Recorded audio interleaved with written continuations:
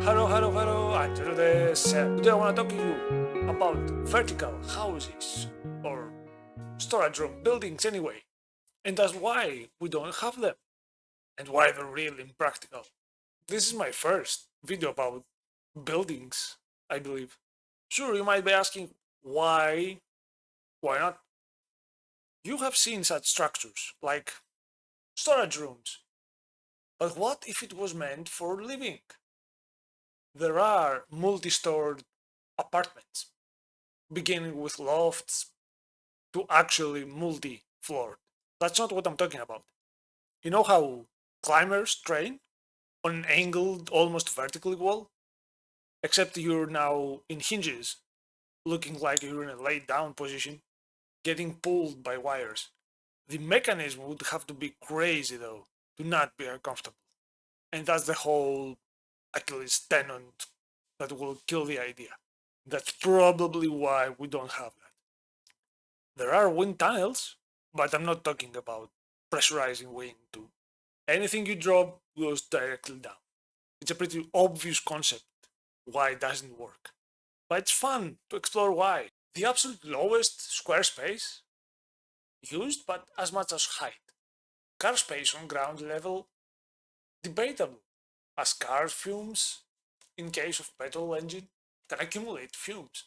Electric has no fumes, if not hybrid, unless fire hazard. Vertical versus horizontal floor, if there is any, it's multi-floor, so that goes away. Two vertical floors can exist by necessity, at least one, which is like the ground level. The other one could be the ceiling. Otherwise, unless you had a wooden ceiling or angle or whatever, in that case, you don't have an actual top floor. Like the reason we don't have grain houses turned to vertical houses is because of the whole mechanism that needs to be holding you, which is insane. It's like one of those wiring systems for filming people walking vertically to buildings or walls in Hollywood movies or some magician tricks.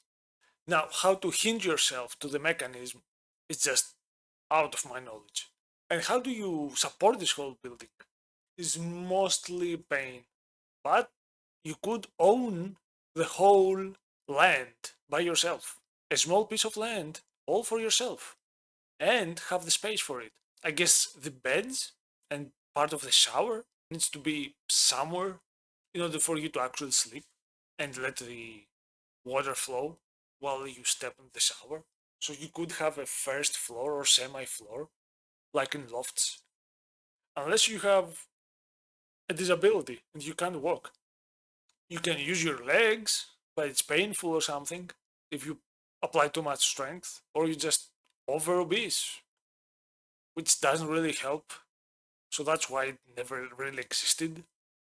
It would have the benefit of letting anybody own their own small piece of land.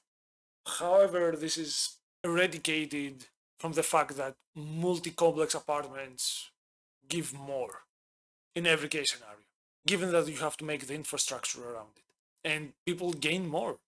And you can just pick a land and make a new complex apartment instead of giving everybody a small house that's so tall and interrupts the wind during the hot days because of just how much taller the buildings are. Individually, it's so uncomfortable having wiring systems to walk upside down.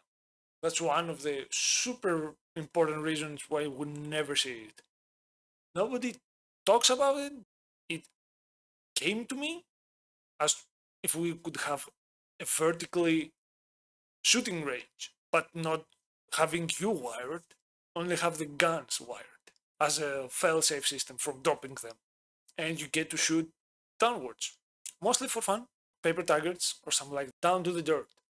And the base, where you mostly shoot your guns, is like sandbagged, enforced. That's all the most of the weight of the building. I'm like, hey, what if you turn this to housing? Yeah, it's not great. That's kind of the obvious here. But as to looking into it, and look how many negatives it has. Wow, there's so many. I just want to point it out for fun, because you might say Kickstarter for such projects, and it's gonna be a scam. So, see you later.